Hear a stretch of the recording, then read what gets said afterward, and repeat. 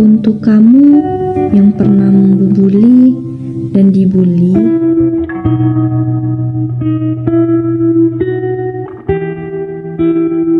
apakah ada yang salah terhadap ciptaan Tuhan? Hidup itu Tuhan yang menentukan dan kita yang menjalani.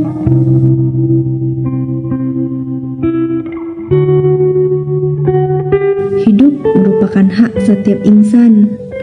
Apa yang dilakukannya merupakan hak mutlak yang harus kita hargai bersama.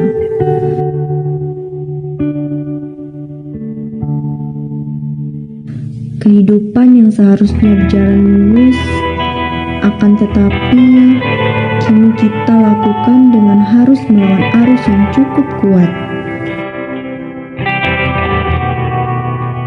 Tapi orang lain yang hanya bisa mengomentari. Baru saja mulai sesuatu, sudah mikir duluan. Nanti teman-teman mikirnya gimana ya? Baru saja mencoba hal yang baru, takut nanti pada komen gimana ya? Ada komentar negatif satu aja, langsung 1 minggu tidak bisa tidur.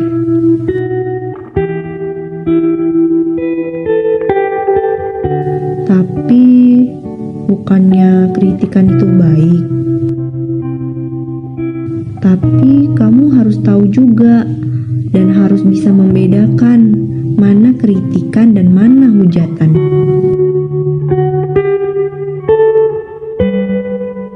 Sahabat yang baik, dia pasti bisa menasehati tanpa bikin sakit hati. Dia bisa memberi masukan tanpa harus mengeluarkan kata-kata kasar.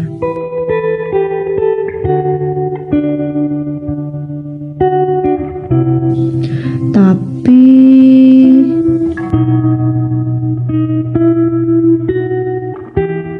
yang aku dengar dan rasakan saat ini hanyalah kulitmu sekarang hitam ya, tanganmu juga besar. Rupanya mukamu jelek juga ya kalau lagi tidak pakai make up.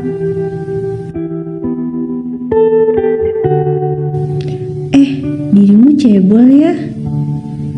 Udah cebol, gemuk lagi. Lucu tahu.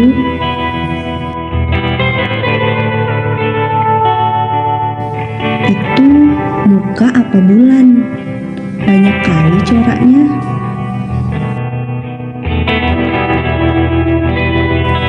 Jerawatnya makin banyak, jorok tahu.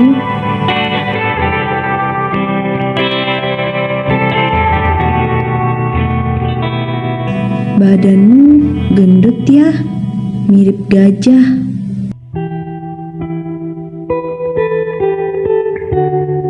Dan aku hanya bisa terdiam, meratapi nasib yang berlaku di saat semua orang melontarkan segala ucapan itu kepadaku.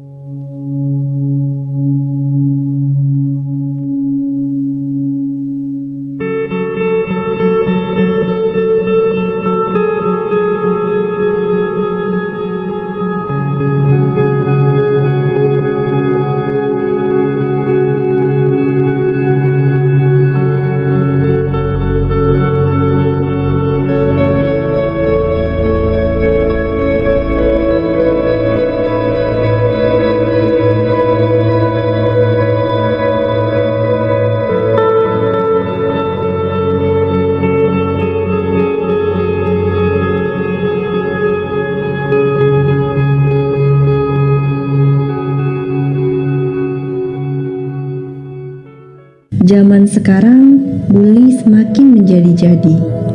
Bukan hanya di sekolah, tapi bahkan di tempat kerja. Bukan hanya ke yang muda, tapi ke siapa juga, dan kadang tanpa disadari kitalah yang mungkin jadi pelakunya. Berawal hanya dari candaan, lalu menjadi biasa yang akhirnya membuat orang lain terluka. Maka dari itu, berhati-hatilah dalam perkataan atau tindakan. Karena jika salah satu luka tidak akan sembuh begitu saja.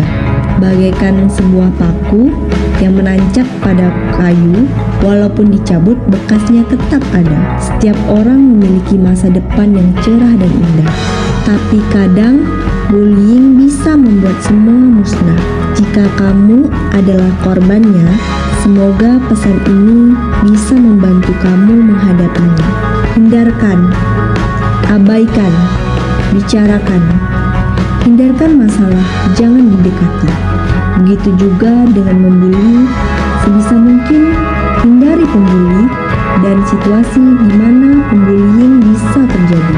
Bijak dalam pertemanan dan hati-hati dalam memilih lingkungan pergaulan. Abaikan ejekan, cacian, makian, semua itu hanyalah hasutan negatif yang tak perlu ditanggapi apalagi dikomentari. Pembalasan yang hanya akan datang memburuk masalah, bukan menyelesaikan.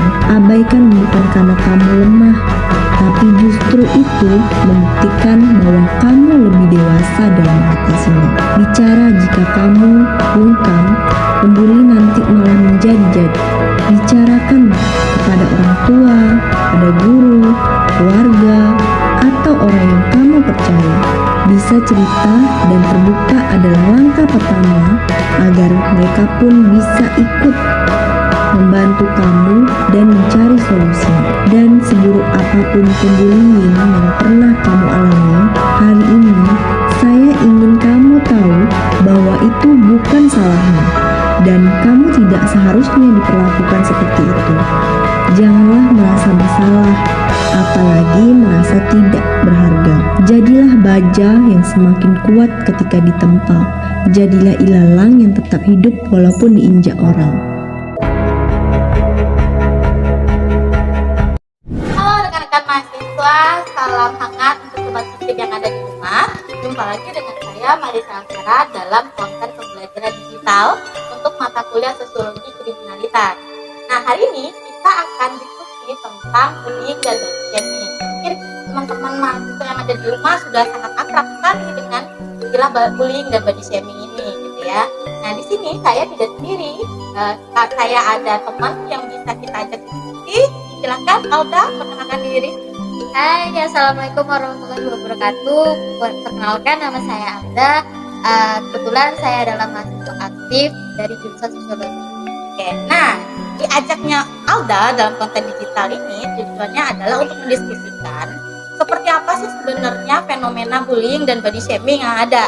Karena kebetulan tugas akhirnya Alda ya skripsinya tentang kekerasan dalam berpacaran. Nah, kalau kita bicara tentang kekerasan dalam berpacaran, pasti ada di dalam situ kekerasan verbal, ya kan, penghinaan, ya kan, mencaci gitu ya, yang itu bagian dari bullying gitu ya. Nah, sejauh ini apa sih yang Alda pahami tentang bullying atau body shaming? Oke, terima kasih Ibu. Sebelumnya mungkin kita semua udah pada tahu ya apa itu bullying. Dari menurut Alda, bullying itu adalah sebuah tindakan yang bertujuan untuk menghina, mencaci seseorang, bahkan dia mengintimidasi seseorang gitu.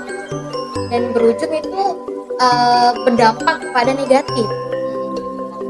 Nah, bullying dan body shaming itu kan bahasa Inggris ya. Kalau kita translate dalam bahasa Indonesia kenalnya dengan perundungan gitu ya. Jadi orang-orang yang mengalami perundungan itu berarti orang-orang yang mengalami penghinaan, pencacian gitu ya terhadap dirinya ya, keluarganya gitu ya, atau terhadap tubuhnya. Jadi body shaming itu sebenarnya bagian dari bullying gitu ya, penghinaan gitu. Cuman lebih dikhususkan kepada penghinaan terhadap tubuh. Nah, ini nih Alda, waktu sekolah atau sampai sekarang pernah nggak mengalami bullying? Kalau untuk pengalaman Alda pribadi, mungkin Alda pernah ngalamin bullying body shaming. kebetulan kan dari tipe-tipe badan Alda juga pendek apa segala macam. Mungkin berawal dari bercanda nih ya, dari teman-teman bercanda ngatain pendek loh, itu ini pendek banget, aku nih jerawat banget apa segala macam. Itu mungkin pernah Alda alamin. Hanya saja Alda bisa mengatasi itu. Jadi bully itu tidak berkelanjutan gitu. Dan itu lebih pentingnya kita itu harus tidak baperan. Jadi kuncinya itu kalau misalnya untuk menghadapi bullying, body shaming itu, kita itu nggak boleh baperan gitu. Nah, kadang kala ya kita itu merasa bahwa bullying itu sesuatu yang wajar. Kadang kala begitu ya. Misalnya kita lihat dalam salah satu iklan, pernah nggak sih nemu iklan hey wajah bulan gitu, hanya karena dia punya jerawat atau bekas jerawat gitu, dijeledek wajah bulan. Kemudian karena dia mengalami penghinaan seperti itu, kemudian dia pakai satu produk, saya menggunakan produk ini, walaupun dia nggak bilang begitu secara langsung ya, dengan produk ini kemudian bye bye wajah bulan gitu ya. Nah, dalam satu sisi itu kan merupakan iklan, memang tujuannya adalah untuk mengiklankan atau mempromosikan produknya gitu. Tapi sayang sekali kalau kita lihat dari sisi atau efek lainnya itu takutnya orang-orang beranggapan bahwa oh iya berarti saya pantas untuk dihina karena wajah saya jerawatan, karena wajah saya banyak bekas jerawat gitu. Padahal di dalam konteks bullying dan body shaming ini, yang salah itu adalah ketika mereka menghina. Jadi pelaku penghinaannya bukan fisik kita gitu. Jadi misalnya kalau Alda dibilang kok pendek ya, kok kecil misalnya kan, atau ada yang bilang marmut, pernah bilang marmut ya karena dia kecil gitu ya, itu kayak marmut, tapi bukan karena panggilan sayang ya, tapi memang penghinaannya begitu gitu ya. Nah itu berarti bukan karena badan kita yang kecil gitu yang sehingga boleh saja untuk dihina, tapi si pelakunya sebenarnya gitu, yang mereka yang harus segera berubah. Nah bisa jadi karena nggak tahu kali ya gitu ya, nggak tahu, tidak ada kesadaran mungkin dari korbannya. Iya, oke. Jadi si pelaku nggak tahu bahwa ini bagian dari bullying yang sebenarnya nggak boleh dilakukan. Nah korbannya juga nggak sadar bahwa itu bullying. Jadi kadang-kala memang mereka anggap ya udahlah ini bagian dari cara saya untuk diterima oleh lingkungan saya gitu ya, sehingga ya saya harus mau ya harus menerima itu gitu. Kalau nggak ada yang mau nemenin saya kalau saya baperan gitu. Padahal di poin yang ini ya, bullying itu bukan berarti harus menerima. Iya, harus menerima, harus dieksekusi terus gitu. Kita harus berani untuk speak up, harus bilang bahwa saya tersinggung, saya nggak senang, saya marah gitu. Nah dan itu bagian dari cara kita untuk ngasih tahu orang bahwa oh ternyata cara bergaul kita, cara ngobrol kita, cara diskusi kita yang begitu membuat orang tidak nyaman gitu. Nah lain hal memang kalau kita bisa mengelola bullying ini sebagai energi yang positif gitu. Pernah tahu nggak lagunya Tulus gitu, kau temanku ya kan, kau doakan aku ya kan, tidak kau panggil lagi gajah gitu. Ternyata itu bagian dari doa. Nah si Tulus ini saya rasa tuh cerdas ya untuk dia mengelola bullying yang dilakukan oleh teman-temannya gitu, dianggap itu sebagai support, sebagai doa gitu. Tapi kan tidak semua orang yang menjadi korban bullying mampu untuk itu gitu. Nah itu kan ya gitu. Nah ketika pengalaman Alda waktu Alda mengalami bullying itu perasaannya bagaimana? Perasaannya pasti ya sedih, jadi kayak kan malu ya Bu ya, karena kan berawal dari bercanda, niat hati teman-teman mungkin bercanda, jadi kesannya kayak ngefek banget kayak kita ya. Berawal pasti sedih banget kalau misalnya kayak gitu, cuman alhamdulillahnya itu nggak jadi berkelanjutan. Itu Alda masih ingat itu zaman SMP banget itu kayak ada mindernya juga, minder gitu tuh ya. banget, insecure, lebih ke insecure juga kayak gitu. Kemudian kalau udah insecure gimana? Dengan fisik yang tadi katanya kecil, perawatan, terus apa yang dilakukan? Ketika Alda merasa insecure pada diri Alda sendiri, ya Alda bagaimana Alda memotivasi diri Alda sendiri, ya jatuhnya Alda harus percaya diri, love yourself lebih tepatnya. Tapi untuk membuat atau menumbuhkan rasa percaya diri itu nggak gampang loh Iya, sebenarnya. proses banget. Dan tidak semua orang berhasil untuk keluar dari insecure itu. Jadi kita betul-betul harus memikirkan efek bagi korban. Mungkin bagi kita ketika kita melakukan bullying terhadap orang lain nggak efek, yaitu ungkapan sayang. Kadang-kadang bisa begitu kan, Marcun, Kat atau apa gitu ya, itu kan panggilan sayang kan. Kita sering memberikan tameng pada perbuatan kita begitu gitu. Tapi ternyata efeknya kepada orang lain nggak sebaik yang dilakukan oleh Alda gitu. Kalau Alda atau Tulus tadi energi negatif itu kemudian dikelola menjadi energi positif dan mereka akhirnya bisa bangkit jauh lebih baik gitu, dianggapnya itu bagian dari doa gitu kan ya. Tapi nggak semua orang loh bisa begitu, karena banyak yang akan mengalami depresi Dan ya. jatuhnya bisa mengakhiri, dia punya pikiran untuk mengakhiri aja deh hidup aku kayak gitu. Nah iya, pernah punya teman begitu kan. Nah itu jadi betul-betul kita harus berhati-hati sekali gitu ketika kita berpisah sama ya, apalagi di zaman halal bihalal ya, habis lebaran gitu ya, ketika baru ketemu kawan atau baru reunian kembali, terus yang disapa itu Alda kok kecil banget sekarang, Alda kok kurusan, udah bahagia ya. Ada pula tambahan yang begitu misalnya kan, dengan kecilan atau gendutan misalnya gitu, itu aja udah bikin orang yang ya, saya tahu sih, saya Tanpa dikasih tahu kita juga udah pada tahu. nah pada akhirnya yang membuat orang tuh malas reunian, gak mau ngumpul gitu ya, Ya karena celaan itu. iya yang dianggap itu adalah Bercanda. iya bercanda-sangkaan, hai gitu. Kenapa sapaannya tidak diganti? Wah alhamdulillah kayaknya segeran ya, bahagia gitu. Kalau lah harus menyapa dengan cara bertanya, apakah kamu bahagia hari ini, harusnya begitu gitu. Berapa berat badanmu setelah lebaran, gak mungkin begitu kan gitu ya. Jadi banyak hal sih kadang kala yang perlu kita jaga gitu. Walaupun kita dekat sekali dengan orang tersebut gitu ya, karena kan kita nggak tahu nih dalamnya hati seseorang, kita nggak tahu, nggak dapat diukur gitu. Kalau dalamnya lautan bisa diukur kan gitu ya. Nah jadi kita nggak tahu kapan dia merasa terintimidasi oleh bullying yang kita lakukan gitu ya, sehingga mereka menaik diri atau sampai ada yang depresi dan bunuh diri. Meskipun kalau cuma stres, tapi depresi dan bunuh diri, nah, terus siapa yang akan bertanggung jawab terhadap itu?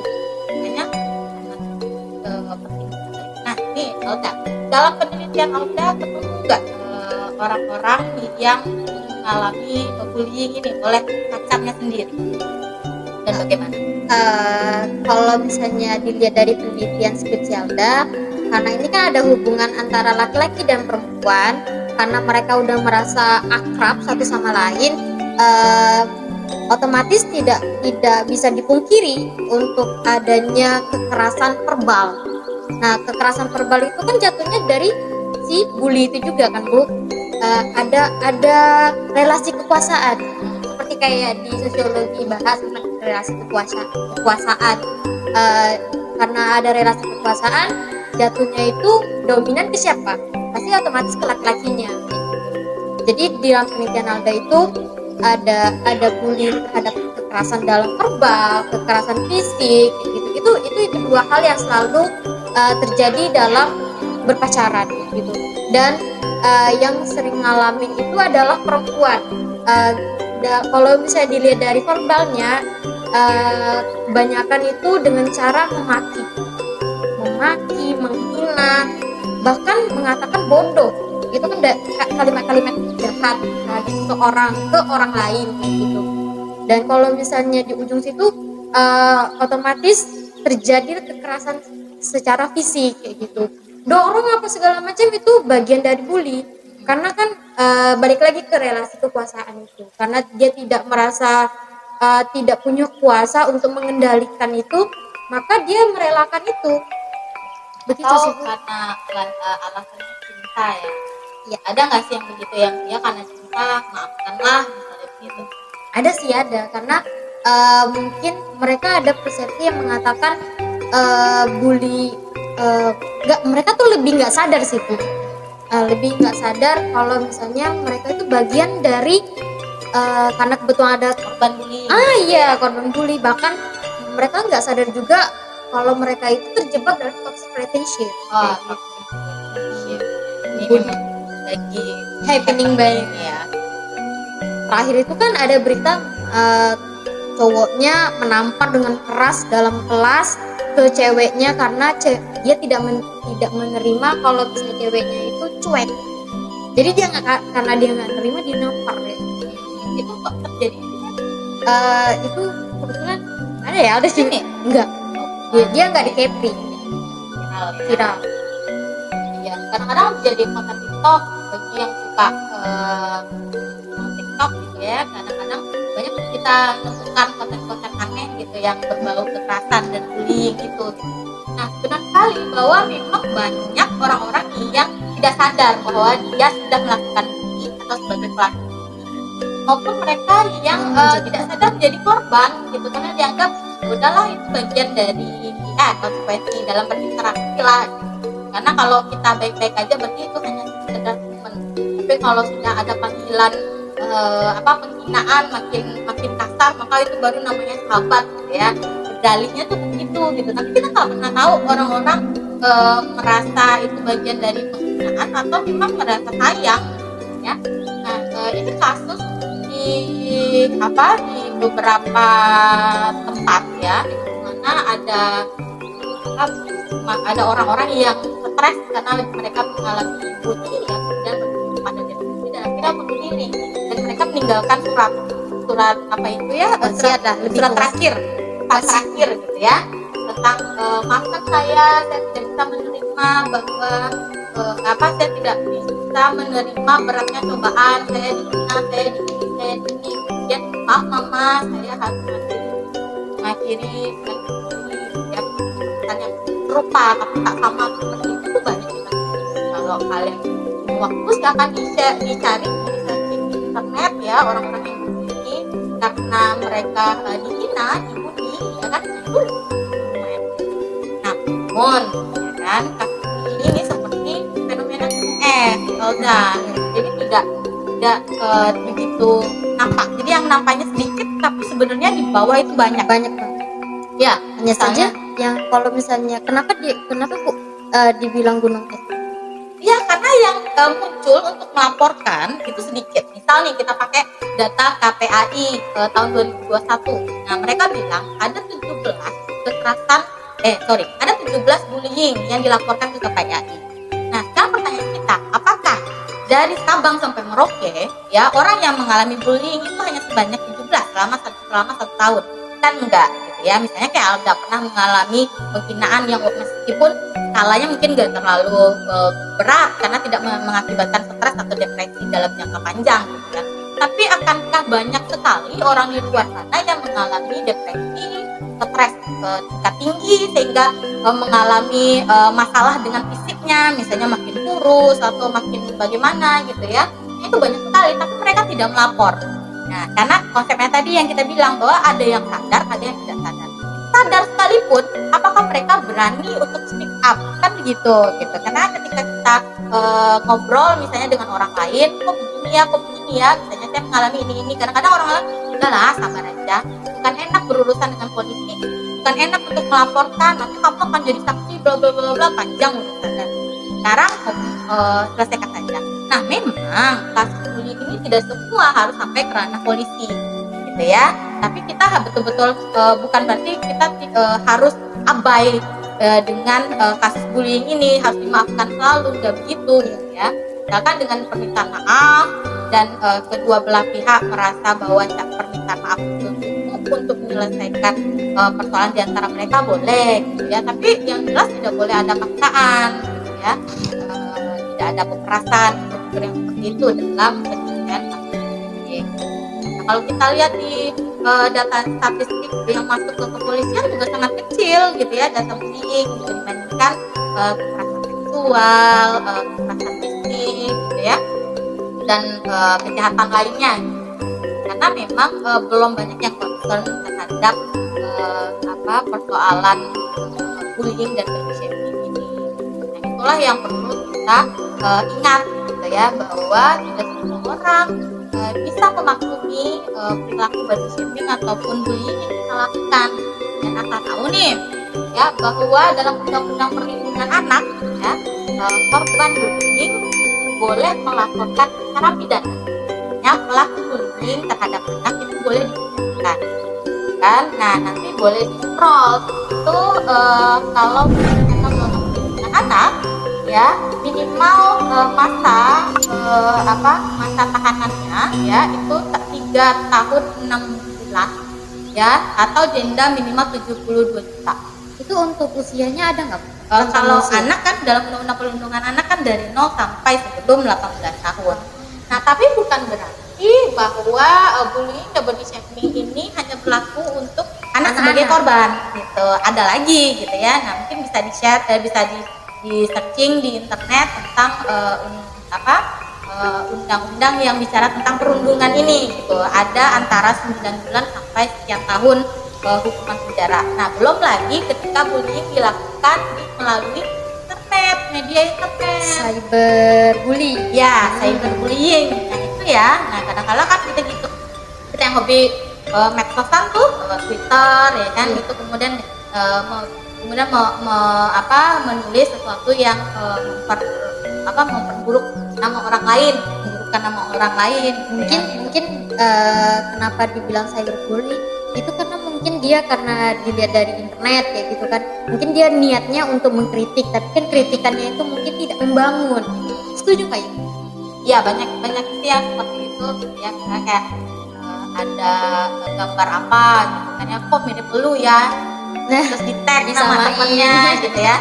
Nah, sementara yang nonton itu kan atau yang melihat gambar itu kan rame umat gitu ya, apalagi kalau di reels kan terus kemudian di publik lagi gitu ya, semua orang bisa nonton itu dan betapa memalukannya. Nah, itu hati-hati. Jadi tidak hanya akan dijerat dalam undang-undang tentang saja bullying, jangan anggap remeh tentang hal yang itu. Jadi secara ketika kita bicara tentang bullying tadi sudah kita singgung secara psikologis seperti apa orang-orang yang mengalami bullying, secara hukum juga ternyata sudah ada aturan yang mengatur tentang bullying ini dan cyberbullying juga sudah ada. Secara sosiologis kan biasanya orang-orang yang mengalami bullying ini kemudian akan menarik diri dari lingkungan sekitar mereka karena menganggap bahwa lingkungan sekitar itu tidak aman untuk diri mereka. Pada akhirnya mereka lebih nyaman untuk tidak berinteraksi dengan orang lain atau memilih-milih untuk berinteraksi dengan orang lain. Ya, jadi penarikan diri ini bisa menyebabkan ya mereka kalau psikologis lainnya ke persoalan psikis mereka, kalau ke sosial berarti ada persoalan sosial yang karena kan kita nih makhluk sosial ya, makhluk yang nggak bisa hidup tanpa orang lain gitu ya. Nah, ketika dia mengalami bullying ya dia menarik diri untuk tidak berinteraksi dengan orang lain, bayang dong ya kan, maka akan menjadi individualis gitu ya, maka akan tidak bersosialisasi dengan orang lain. Nah, itu nggak bagus yang sosial kita. Bu, ada pertanyaan nih. Ada setuju sih apa yang dari tadi dibahas kayak gitu. Cuman ada penasaran nih. Sebenarnya faktor dari si pelaku, kita lihat dari pelaku. Sebenarnya kenapa mereka selalu itu kan jadi tujuannya untuk eksistensi ya Bu ya. Karena berani untuk membuli orang lain kayak gitu. Dilihat dari pelakunya, apa sebenarnya faktor mereka itu berani untuk membuli orang lain? Ya, ini kita lihat dari ini ya. Kalau dalam teorinya Sutherland tentang diferensiasi atau perbedaan lingkungan pergaulan, nah kadang-kala orang-orang yang menjadi pelaku bullying ini ternyata berada dalam lingkungan yang ya rajanya bullying gitu. Jadi karena kan dalam teori Sutherland itu kan dikatakan bahwa kita belajar tentang motivasi melakukan bullying ya kan, kita belajar bagaimana teknik melakukan bullying gitu. Kadang-kadang kan ketika kita mau ngebully orang, loh kok nggak masuk ya, kok nggak pas ya, kok nggak ini ya. Nah itu dia belajar, dia nangkep dari teman-temannya, oh caranya gini, oh cara masuknya tuh begini, cara penghinanya itu harus begini gitu ya. Nah itu dipelajari, itu tidak bisa dilakukan tanpa hubungan yang intens gitu ya dengan orang-orang yang melakukan bullying juga. Biasanya kalau kayak sinetron kan kita nonton nih Kampung Golai, pernah kan ya bahwa ternyata orang-orang dalam kampung boleh di film di RCTI itu ternyata orang-orang yang melakukan kejahatan di sana itu semua orang keluarga kampung gitu. Jadi semua yang tinggal di situ pasti melakukan kejahatan karena mereka belajar ya dari pertemuan yang intens, hubungan yang intens gitu, bagaimana masih teknis dan tadi gitu. Itu salah satu alasan kenapa berani sekali orang melakukan bullying gitu karena terbiasa bahwa menghina, terbiasa berada dalam lingkungan yang ngebully gitu. Jadi kemudian nilai-nilai yang subjektif tadi ya kan, kalau kita pinjam teorinya Berger gitu ya, awalnya menghina atau ngebully itu adalah nilai subjektif. Jadi orang-orang ya per individu saja atau kelompok-kelompok minoritas saja yang melakukan itu, tapi kemudian lambat laun karena proses belajar tadi cepat sekali gitu ya, nah pada akhirnya mungkin bisa menggantikan nilai-nilai dalam realitas objektif. Jadi kita nanti lambat laun akan menciptakan masyarakat yang ngebully gitu, yang terbiasa dengan bullying dan memang harus ngebully untuk berinteraksi gitu. Nah itu jadi menukar realitas subjektif menjadi realitas objektif. Itu kan itu lingkungan yang kemudian terbentukkan faktor-faktor internal dan eksternalnya itu sangat berpengaruh banget ya. Dan ingat loh, kalau kita di sosiologi kita nggak percaya ya bahwa orang melakukan kejahatan itu karena dukungan dari, bukan nggak percaya, tapi itu bagian kecil aja bahwa ada orang-orang dengan genetik tertentu yang terdorong untuk melakukan kejahatan gitu ya. Tapi lebih kepada lingkungan eksternal ternyata yang menyebabkan mereka untuk melakukan kejahatan. Kalau di psikologi mah gitu. Nah, karena tidak ada satu bayi pun terlahir sudah diciptakan oleh Tuhan untuk jadi penjahat. Jadi tidak ada yang di keningnya ini nanti calon maling nih nanti. Ini kalau yang lahirnya begini kulitnya warna merah nih calon ini nih nanti nih. Ini begini nih nanti nggak ada gitu. Nah, karena bayi itu terlahirnya kan tergantung dari lingkungannya, orang tuanya pasti kan spesialisasi dokternya siapa, lalu spesialisasi sumbernya siapa. Itu ibarat spidol. Jadi tergantung kepada lingkungan sekitarnya mau mencoret dengan warna apa gitu. Kalau di dominan hitam misalkan, maka anak-anaknya akan tumbuh menjadi orang-orang yang berperilaku kasar, perilaku jahat, rentan melakukan kriminal, kan yang coretnya dengan tinta-tinta yang berwarna cerah. Itu analoginya seperti itu. Jadi anak itu ya tergantung bagaimana lingkungan sekitar, bagaimana orang tuanya, bagaimana orang dewasa di sekitarnya, bagaimana teman-temannya, karena itu mempengaruhi oleh sebenarnya. Yang paling penting dalam mencarikan lingkungan belajar anak itu bukan apakah dia skala internasional, apakah dia rintisan internasional atau sekolah alam atau apa gitu ya, atau sekolah negeri doang gitu. Yang lebih penting adalah bagaimana atmosfer di lingkungan tersebut positif atau tidak, karena tidak ada jaminan juga sekolah internasional, sekolah negeri maupun sekolah alam atau tipe sekolah yang lain, sekolah Islam atau sekolah keagamaan lainnya itu membangun atmosfer yang positif.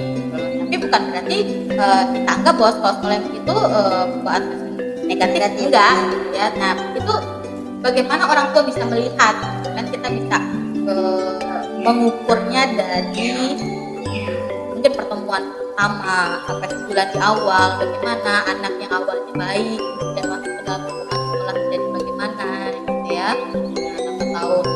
Jadi memang PR yang tidak akan pernah bisa selesai adalah parenting. Setuju.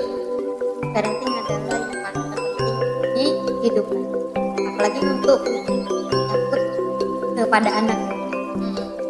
Terus Bu, ada penasaran lagi nih. Gak apa-apa bukan Bu, ada nanya kan? Jadi kan kalau misalnya untuk masalah membuli, ke body shaming lebih tepatnya kayak gitu kan, itu kan akan terus ada dari dulu sampai sekarang. Dan itu gimana itu cara mengatasinya? Ya, dia seperti konflik ya, bahwa masing-masing kehidupan menjadi lubang konflik ya. Nah, bully itu begitu juga, kita nggak mungkin akan menolkan bullying saya rasa, ya. Tapi kita bisa meminimalisir.